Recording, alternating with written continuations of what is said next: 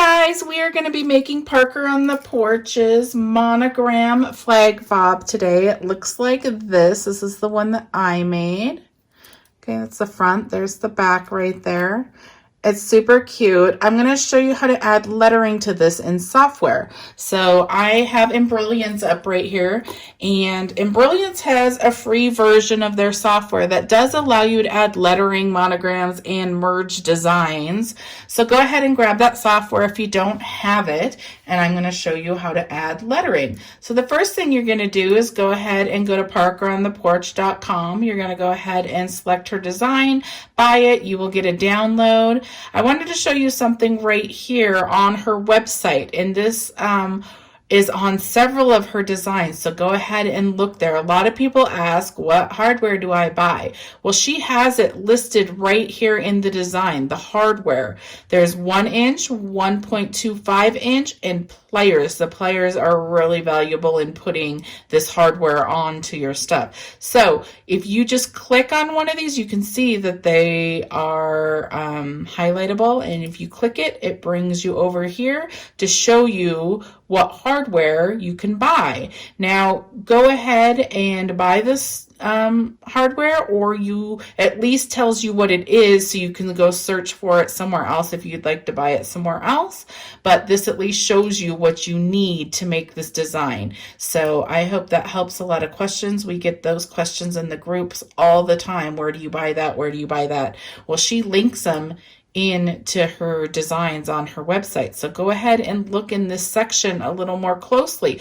The other thing we get asked all the time is what size things are. This shows you right here about what size it is. I'm going to show you this on a bag as well, because I get this question all the time. So say, for example, you are wanting to buy this bag. If you go down here, she lists the sizes that it can make for that design. So go ahead and read these listings, and it gives you a lot of the information that you need to know before you even purchase it. Okay, so moving on. So you will go ahead and get a download. When you get your download, oh, let me go to the download. Hold on. Sorry, I have all this open. When you get a download, you will get these different folders. Mine might look different. I'm in Dropbox, but you will get a folder that basically says this. You will have a PDF. There's always a PDF. We're getting a lot of questions as I don't know how to make the design on different designs. There's always a PDF included in your file download. So go ahead and look. It's usually on the outside of the folder, and it says PDF right here. If you click on this, it shows you photo steps on how to complete that design, and it's included in all of her files. Okay, so if you prefer that over watching a video, then there you go, it's right there. So I'm going to go ahead and select on here to get into the design. You will notice that there's 2 more folders. The one refers to 1 inch hardware, and then 1.25 refers to the 1.25 hardware. There is different hardware size choices, and that refers to the width. So this is a 1 inch.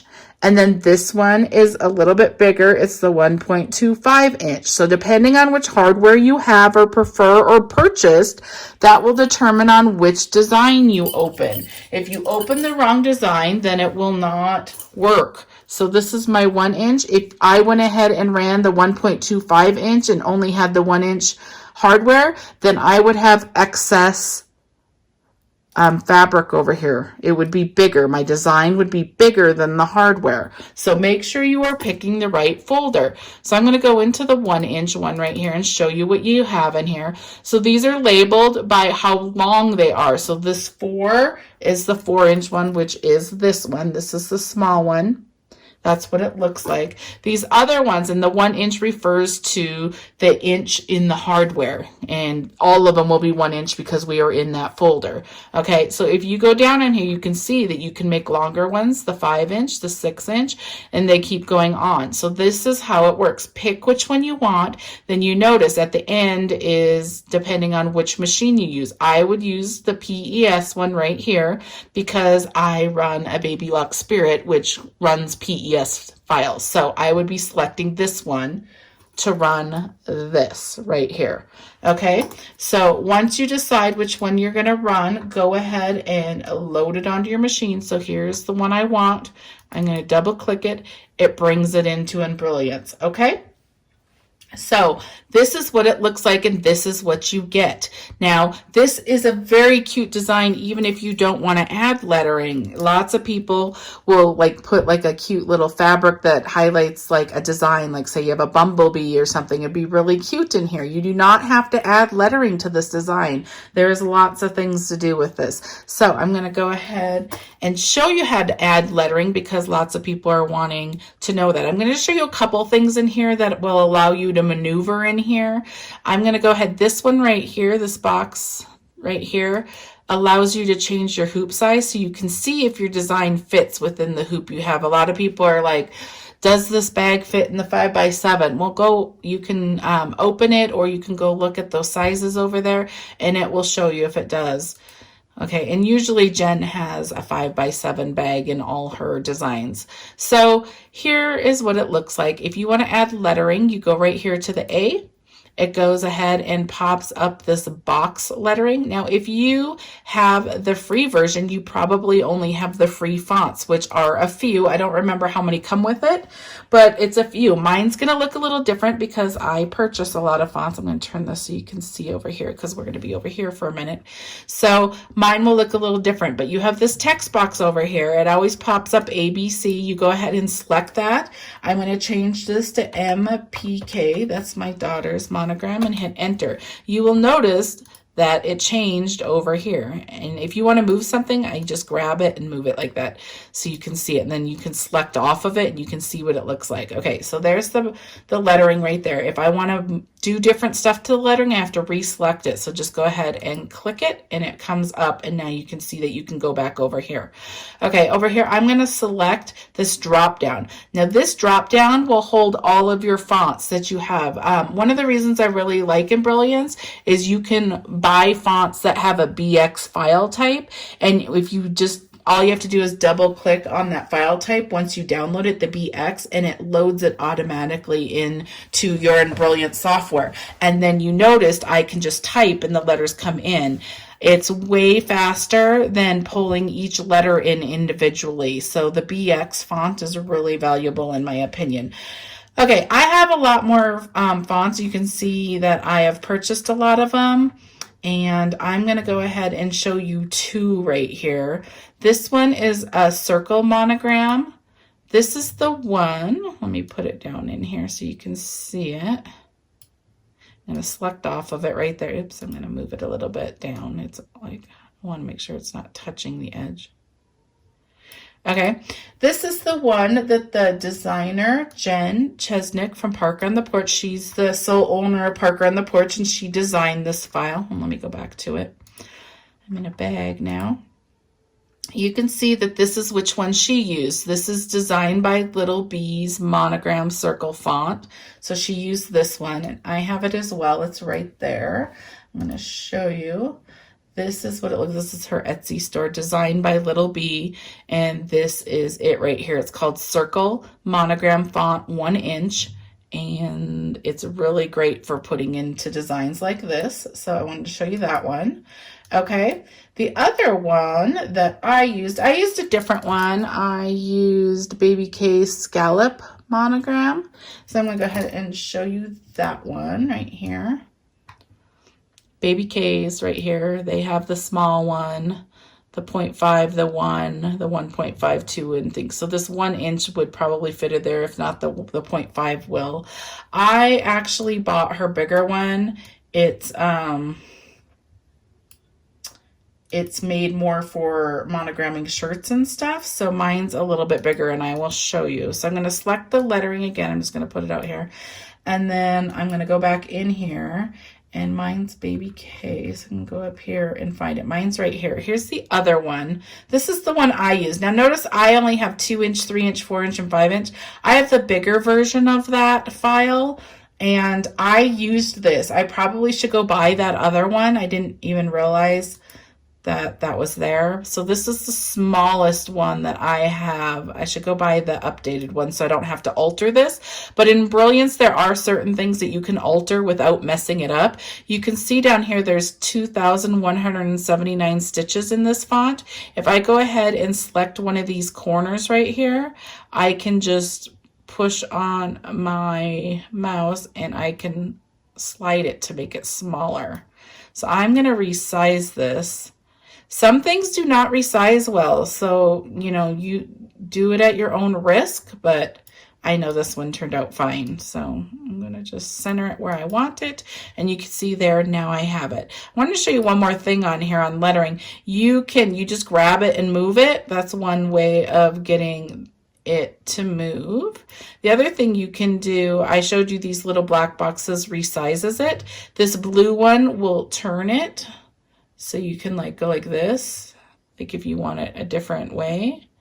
I'm going to go up here and undo. If you go up to the top, oops, sorry, I'm moving, edit, undo, and it will move it back to where it is. Let me put it back on my desk. Okay. So the other thing that you can do, if you don't like the spacing between the letters, there's these little green boxes and you can select the letter individually. So let me just go here. Let me say if I wanted to move this P, I can move it closer to the K like that. So that's what the little green toggles mean. You can pull the individual letter. I'm going to go undo that again because I want it centered correctly. Okay. So that are some ways to maneuver the letters. That's how you resize the letters. That's how you bring in the letters. You have to select that letter to get back into here. There's lots of different fonts, okay? So I think I covered the software and the fonts as much as I'm going to. You can see that the design is up here. So this is the design you purchased here, and then here's the lettering that you added. Now, I always show you how to maneuver the design on your embroidery machine.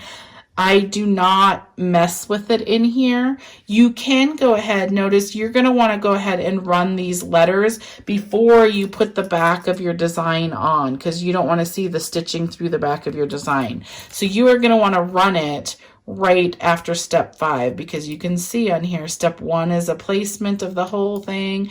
That's the placement of the circle. That's the tack down of the circle. That's the satin stitches. That's the dotted line. And then this is the back. You put the back on. So you want to go ahead and run your letters before you put the back on. So after step 5, you would go ahead and run the letters. Now your machine is going to try put the back on first because it comes before the step. You can move this, but I run into a lot of problems when I move things. I know how to maneuver Embrilliance enough to do everything that I like to do. I should probably learn some more. Lisa Shaw has some amazing videos, and I need to sit down and watch a lot of them because she teaches you a lot of how the software works and how other versions of the software work and how to digitize and stuff. I don't know enough about it, but a lot of times when I move my design up over here, because I could pull this and move it up right here, and then my machine would read it at the right spot. A lot of times it ends up deleting stitches underneath and messes up my design. So instead of doing that, I like to show you how to do it on the machine so you don't mess up and lose stitches. There's a thing in Embrilliance where it goes ahead. If you have, for example, if I put these letters over this, it will remove some of the stitches underneath this so it's not so dense. So you lose some of the stitches of the other design. And if you have something over it, it's not a big deal because it covers it. But a lot of times when I move things, I will lose placement stitches and stuff. So I prefer to just go ahead and do the design. I go ahead and I leave it where it's at, and I'll show you on your machine how to jump steps. And so then you learn your machine too, how you can move between steps. So I'm going to show you that. So this is all I'm really going to show you in Embrilliance. I'm not an expert on Embrilliance, but I can get certain things done. So I'm going to go ahead and do File, Save Stitch File As. I'm going to name it Miranda. I'm going to go ahead and make sure it's on my desktop, and I'm going to make sure that it's a PES file right here so I can see it. I'm going to hit save. Okay, now I'm going to move that design to my machine, and then I'm going to show you how we stitch this out. Okay guys, I am on my machine. I have my 5x7 hoop. I have 1 sheet of tearaway. I am running the Baby Lock Spirit. I have a 75 by 11 needle in my machine. I'm going to go ahead. I have my design loaded right here. You can see it's loaded. I'm going to go ahead and run the first step, which is the placement step that we run directly onto the stabilizer. I'm going to run that. I will come back and show you what it looks like. Okay guys, this is what the placement for your vinyl looks like. So I'm going to use this vinyl. I buy all my vinyl from mypunkbroidery.com. This is the thinner vinyl. It's a glitter thinnest canvas vinyl, so it's thin. Okay, so I'm going to go ahead and put it on. I'm just going to make sure that it covers all my placement lines, and then I'm going to go ahead and stitch the next step, which is the placement for the circle. That's what your placement looks like right there. Now, if you are putting another color on, if you're doing an applique, then this is the placement for that applique. You can run this with it all being the black glitter. You don't have to do an applique. I'm doing an applique, so I'm going to show you how to do that. So I just went ahead and took some fabric. You can do vinyl, you can do whatever. I'm just going to make sure I have a big enough piece that goes over this placement stitch. And I'm going to go ahead and run the next step, which is going to tack it down. So I'm going to run that. I will come back and show you. Okay guys, this is what it looks like when it is tacked down. I'm going to go ahead and take my applique scissors, which are rounded scissors. And if you want to know which ones I buy, there's links in the show more. It shows you all of the things that I use, different stabilizers. It's kind of a generic one, the catch-all. I have, like, even if it's not used on this product, like or this design, I have all the scissors I use. I have all the stabilizer I use. I have different places I buy stuff, like my PUNKBROIDERY. It will show the design. So under this video in the see more, show more, click that under my name, and it has all the links to places of the things that I buy and I use, okay? So you can go ahead and find these scissors in there. I'm going to go ahead. I hold my fabric up like this. This is called applique. So I hold my fabric up like this, and then I cut with these scissors right next to the stitch line, like this.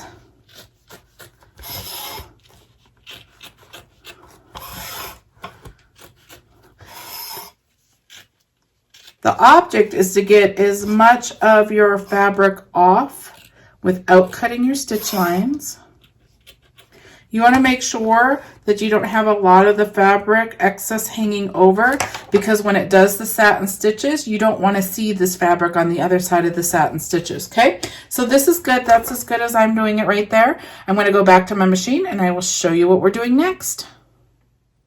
Okay guys, I'm back on my machine and this is what it looks like. Now the next step, step 4, is going to go ahead and do those satin stitches. So this is actually the first step where you will see the color of your thread. So go ahead and make sure you put the color you want in there and go ahead and run step 4. I will come back and show you what it looks like. Hi guys, that's what those satin stitches look like right there. Now step 5 is going to go ahead and do the dashes, this design element right here where it does dashes on top of the satin stitches. So go ahead and pick the appropriate color that you want. At this time, I want to show you how you can skip that if you do not want those dashes in your design. I'm going to show you how to run your machine a little bit. Most machines are somewhat similar and they have the same buttons for the most part. I'm going to show you how I do it on a Baby Lock Spirit. So you have these little things down here. You want to find the one that has the needle plus and minus. Go ahead and select that. It brings up this little box.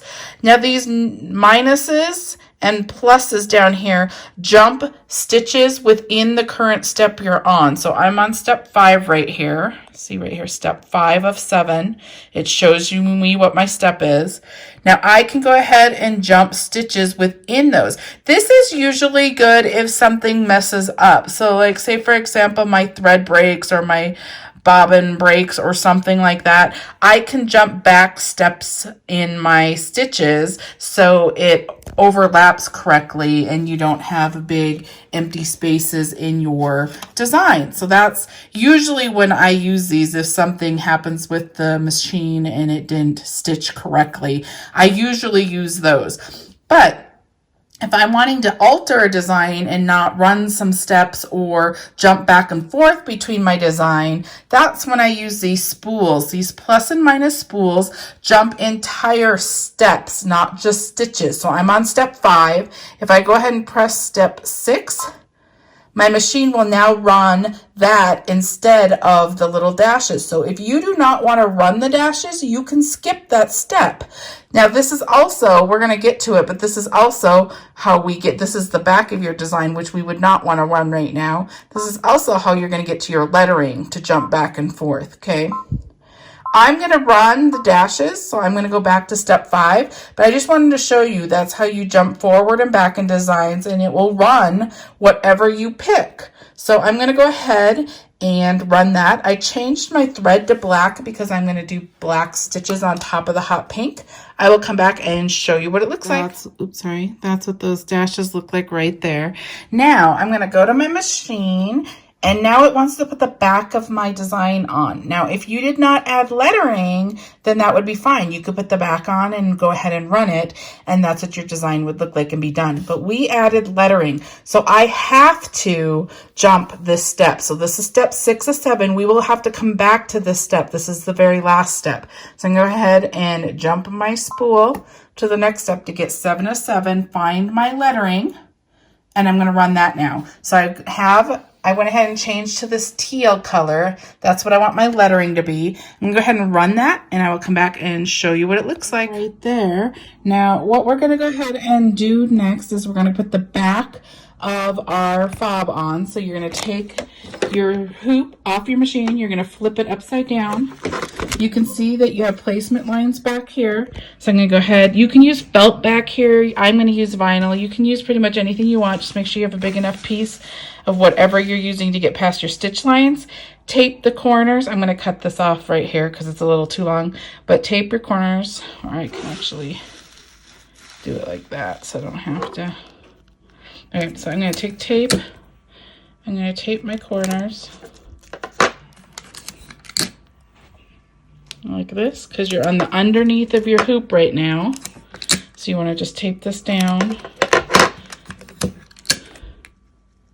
like that. Okay, so you're all taped down. You're going to put it back on your machine. I'm just going to move it so the tape stays. Put it back on your machine like that.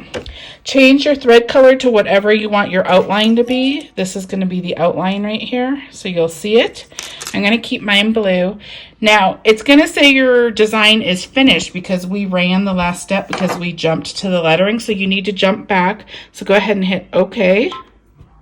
And then you're going to go to your steps again, and I'm going to jump back one. There's the lettering. And you want step 6 of 7 because that's the very last step of this design before we added the lettering. So that's which one we want to run. So I have that there. I'm going to go ahead and run it, and I will come back and show you what it looks like. Okay guys, this is what it looks like. This is the top of your hoop, and this is the bottom of your hoop. I'm just going to go ahead and trim this right here. I pull it to get the loop as small as I can. I just cut next to it. Okay, so I'm going to go ahead and take this off my hoop. I'm going to take my tearaway off.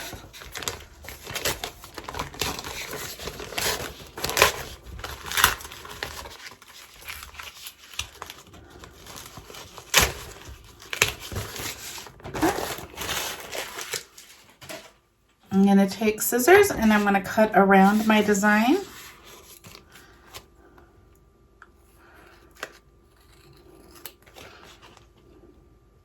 When I cut, I kind of put the tip where I want it to end, and I cut in one motion right there so it's straight and not choppy.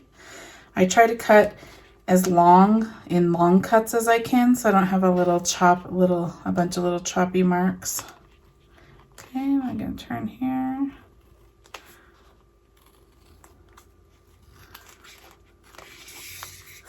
Get all that off because it's hanging me up.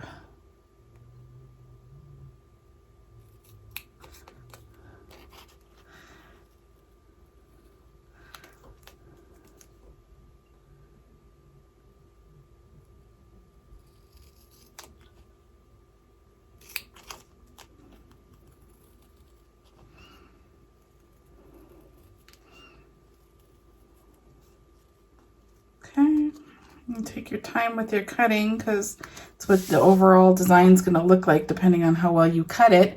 Okay, so this is what it looks like from the front. This is what it looks like from the back. Okay, now we're gonna go ahead and put our hardware on. I already explained the difference between the sizes. I'm using a 1-inch hardware right here. So what you're gonna do, now there's a front and a back to this. The front has nothing on, like it's smooth. The back has these little triangle things in them. Those are what goes into your vinyl to hold it. I make sure you place it the right direction, otherwise you're gonna see this ugly part on the front. So the front of your design, put the pretty part on the front of your design, okay? So I always just kind of line it up a little bit. It's kind of hard to line these up, so I get it a little smaller before I line it up really well. These are the pliers that she has linked, something similar to this. It just has soft rubber on the outside, and then it can go over this like this, and then you can make it, you just squeeze. Let me get up there a little more. Make sure your hand's not in there. I get it a little bit smaller so it's not so wide. See how it's smaller? It's not all the way down yet, but it lets me aim it better. So I do that first, and then I get the design where I want it really good. And then I push it on. That's when I squeeze harder and get that circle thing out of there. And then I'll, these hook things are kind of a pain. The circle part, they get in the way, okay? So then I squeeze, and I squeeze higher. And this lets you get it really tight so it doesn't like pull out. A lot of times people were saying their stuff was pulling out. Well, you need like really strong pliers to do it, okay? So there you go. This is what it looks like. And we are done. So I've done this one. And then there's that one.